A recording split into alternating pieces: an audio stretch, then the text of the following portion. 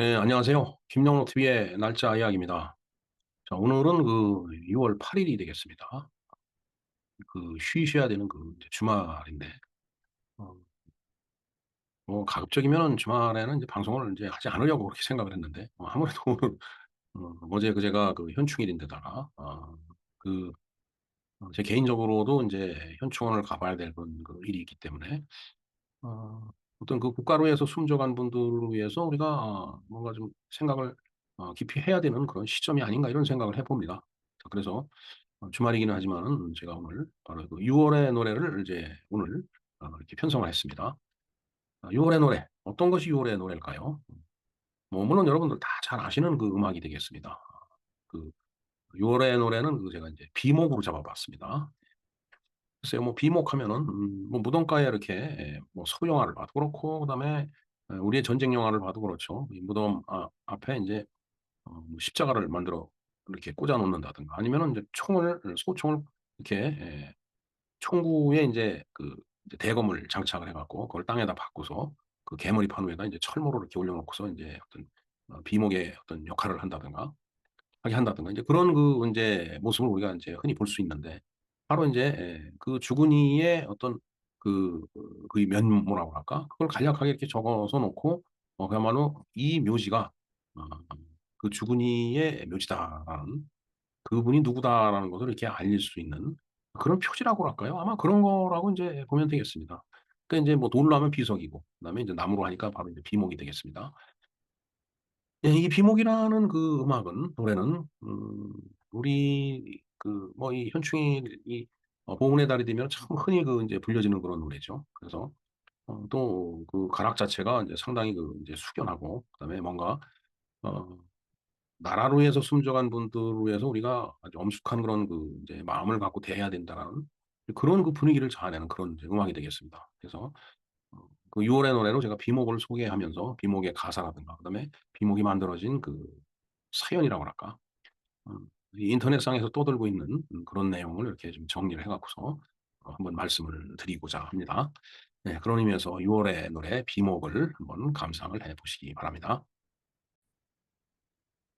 네, 6 월의 노래로 비목을 한번 감상을 해 보겠습니다. 뭐 단연 6 월의 노래하면은 보온의 달이기 때문에 비목이 어 즐겨 감상할 수 있는 그런 대표적인 곡이 아닐까 이렇게 생각을 합니다. 자, 우선 가사를 한번 볼까요? 뭐 참 이 가곡의 가사는 뭐 유행가 가사보다 더 시적일 것 같은데 1 절을 볼까요? "초연이 쓸고 간 깊은 계곡 양진역해 비바람 긴 세월로 이름 모를 비목이여 먼 고향 초동 친구 두고 온 하늘가에 그리워 마디마디 있기되어 맺혔네." 예. 2절 볼까요?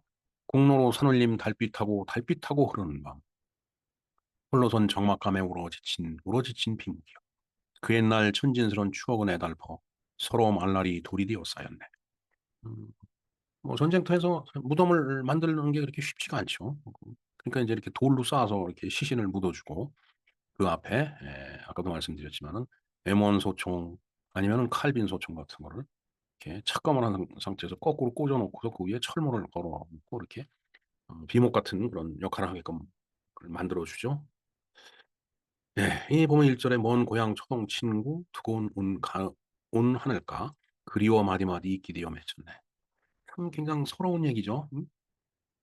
정말 집두절도 없는 전혀 모르는 전선에 배치가 돼 갖고 정말 동족끼리 총구리를 겨누고 서로 쏴서 죽이고 죽다가 어 정말 이슬같이 사라져 간 그런 어떤 병사고 그 병사가 보면은 그야말로 고향에는 친구도 있고 부모도 있고 사랑하는 사람도 있었을 거고 정말 그러지 않았겠어요? 그러나 전쟁이 났기 때문에 징집이 돼 갖고 정말 총을 들고 전선에 나왔는데 그렇게 인제 처절하게 전투를 벌이다가 총에 맞고 포탄에 맞고 해서 인제 죽어간 거예요. 쓰러져 간 겁니다 그렇게. 사실은 제가 가끔 저희 아버지 일기를 인제 이렇게 인용을 하는데 아버지 일기장에 보면 인제 그런 이야기들이 있어요. 정말 음 그렇게 죽어가는 병사들 고향에 가면은 다 그렇게 그리운 사람들이 있을 텐데 그들을 못 보고 이렇게 숨을 거둔 그런 병사들. 다행히 저희 아버지는 그 전투에서 살아오셨기 때문에 오늘날 저도 일하고 있지만은 그 아버지가 쓰셨던 그 일기장의 그 감상이라는 게 정말 참 이 눈물 나는 겁니다 진짜. 예. 그렇게 서러울 수가 없죠. 예. 자, 피목은 죽은이 신원 따위를 세계 무덤 앞에 세우는 나무로 만든 비를 뜻한다. 예, 뭐 나무니까 비목이죠. 돌로 만들면 비석이 되죠. 나무로 만들어서 비목, 돌로 만들면 비석이 된다. 비목은 보통 죽은이 무덤 앞에 세워 고인의 신상을 기록해 둔다. 하지만 작사자 한 명이 노랫말 속에 나오는 비목은 6.25 전쟁 당시 산화한 무명의 용사의 돌무덤 앞에 세워진 것으로 전사자에 대한 기록도 없다. 자, 그러니까 어 이게 6.25가 50년에 시작해서 53년에 끝났잖아요. 특히 그 인제 휴전 협상이 그 치밀하게 진행이 되면서 고치전 그 거기서 수많은 병사들이 죽어갔는데 이 지금 이 비목의 무대가 바로 거깁니다, 제가 봤을 때는. 여기 보면은 ROTC 이 육군 소위라고 그랬죠. 아마 뭐 60 년대 중반이면 1 기나 2기 뭐 3기 막 저희들보다 한 10한 음 4-5년 정도 그 이제 선배 제가 16 기니까 선배들이 인제 근무할 때인데 60 년이면은 사실 그 전쟁 끝나고 뭐 한 7년 지난 그런 상태였죠. 뭐 한 10년 정도 지난 60 년대 중반이라고 그랬으니까 10년 정도 지난 그런 상태니까 거기에 뭐 별의별 흔적들이 다 남아 있었겠죠. 예. 예 참 안타까운 그 인제 장면이죠. 예. 자, SNS에서 보는 비목이라는 제가 소제목을 달았는데 어 뭐 SNS에서 인제 이렇게 돌아다니는 글을 제가 좀 잠깐 인용을 했습니다. 자, 비목의 녹슨 철모를 걸어둔 비목공원은 강원도 화천군 화천읍 평화로에 있다.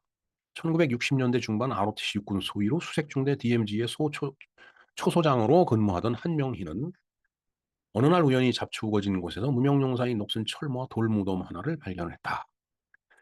제가 알기로는 이 한명희 그 씨가 음 101 학군단 즉 서울대학교로 알고 있습니다. 뭐 맞는지 틀리는지 어 뭐 모르겠지만은 저는 그렇게 알고 있어요. 그래서 그런가 저희들이 2 년차 때 그 이제 군사훈련을 들어갔는데 그 그러니까 여러 학군단이 이렇게 같이 인제 모여서 한 중대가 돼서 인제 교육을 받는데 어 그 서울 농대 그 후보생이었는데 참 정말 굉장히 그 체격이 왜소하고 키도 작고 그런 그 후보생이었어요. 뭐 지금 뭐 연락이 안 되는데 그 후보생이 그렇게 비몽 노래를 정말 참 잘 불렀어요. 그래서 어 휴식 시간에 잠깐 뭐 노래 일발장진 해 갖고서 인제 다 우리가 팔싹을 하면 이제 노래를 딱 부르는데 그때 진짜 잘 불렀어요. 그 친구 아마 그 학교 선배가 그 만든 어 학교 선배가 쓴 저기 어 진짜 가사죠 저게. 그렇기 때문에 더 가슴에 절절했기 때문에 그렇게 비목이라는 노래를 잘 불렀었던 것 같습니다.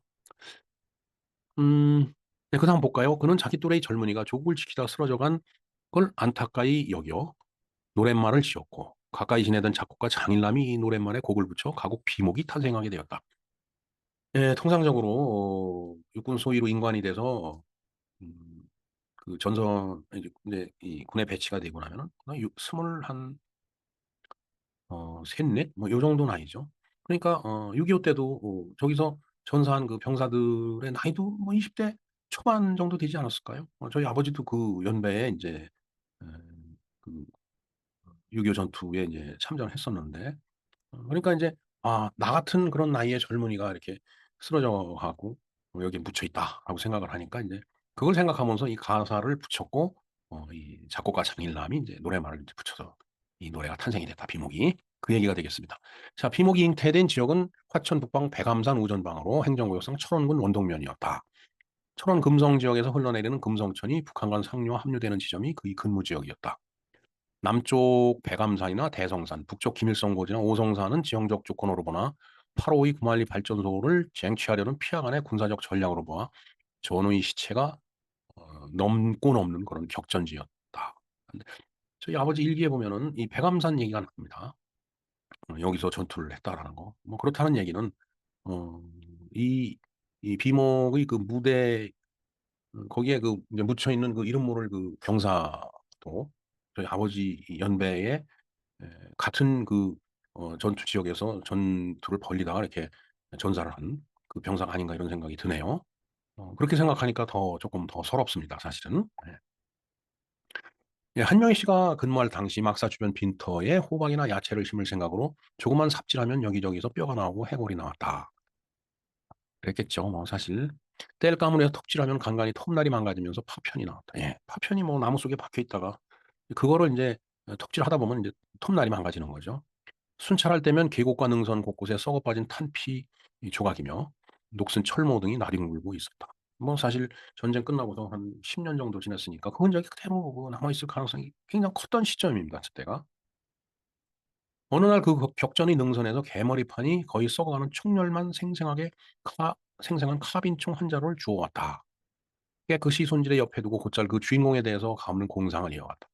전쟁 당시 M1 소총이 아닌 칼빈 주인공이면은 소대장급의 계급은 소위였을 것이다.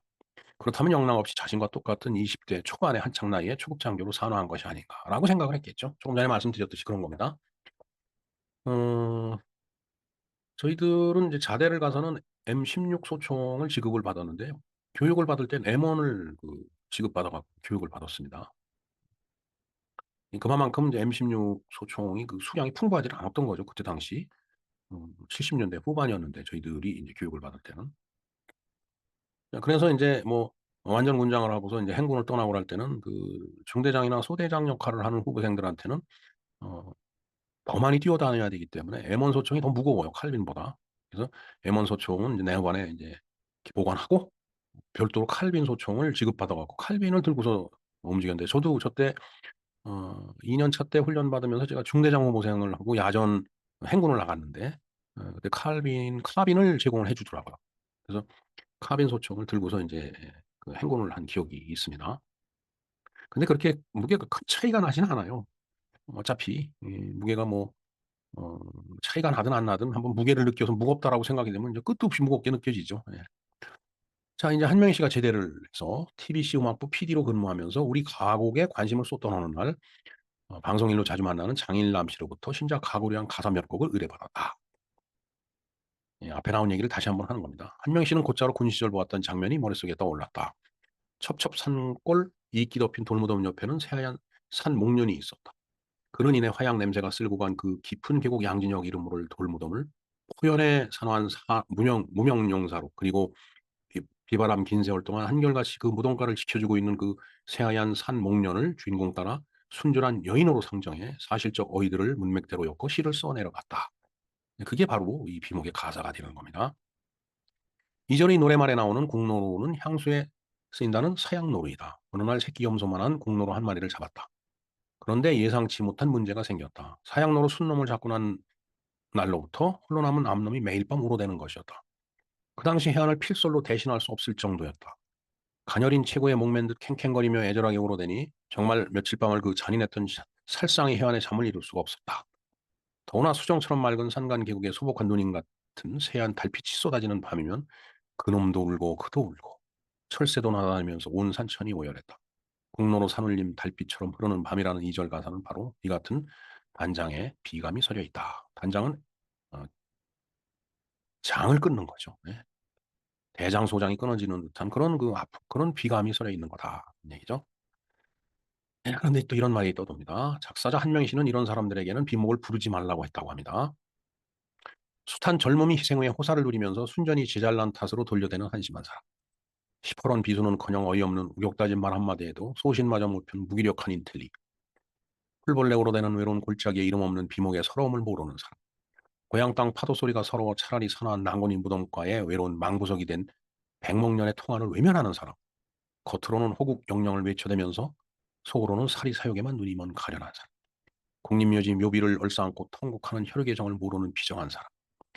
숱한 싸움의 희생이 아닌 것이 없는 수년한 청춘들이 부토 위에 살면서도 아직껏 호국 영령 앞에 민주요 정의요 평화의 깃발을 한 변 받쳐보지 못한 못난 이웃들. 예. 뭐 이 내용이 정말 실제로 그런지는 모르겠습니다만 하여튼 구구절절히 절실한 얘기들이 인제 적혀 있네요. 네. 비목을 한번 감상을 해 보셔야 되겠죠. 예. 이 비목이 바로 이 노래가 되겠습니다. 혹시 저작권의 문제가 될 수 있으니까 제가 어 이 주소를 링크를 걸어 놓겠습니다. 한번 감상을 해 주시기 바랍니다. 네. 오늘은 그 6월 8 일인데 6 월의 노래로 비목을 들으면서 저도 가족을 데리고 현충원에 계신 아버지 어머니를 찾아뵙고 인사를 드리려고 하고 있습니다. 앞에서도 말씀은 드렸죠. 저희 아버지도 저 백암산 전투에서 전투를 인제 했다라는 말이 저는 일기에서 제가 봤습니다. 아버지의 일기를 보면은 백암산 전투 이야기가 나옵니다. 아마도 비모가에 묻혀 있을 수많은 죽음들이 호국의 영령들이 그 당시 저희 아버지와 함께 싸웠던 전우였다고 믿습니다. 호국 영령들이 명복 관식을 빌며 이 땅을 붉은 이념으로 물들이고자 하는 세력들을 몰아내야 한다는 생각을 합니다. 정말 비목이라는 노래를 듣고 그 가사를 곱씹어 보면서 어 저 6.25 전장에서 목숨을 초계와 같이 버리면서 지켜준 이 나라를 우리가 잘 지키고 후손들에게 그대로 물려줘야 되지 않을까 이런 비장한 생각을 해 봅니다. 네. 이상 6 월의 노래 비목을 띄우면서 김영로 TV의 날짜 이야기를 마치겠습니다. 감사합니다.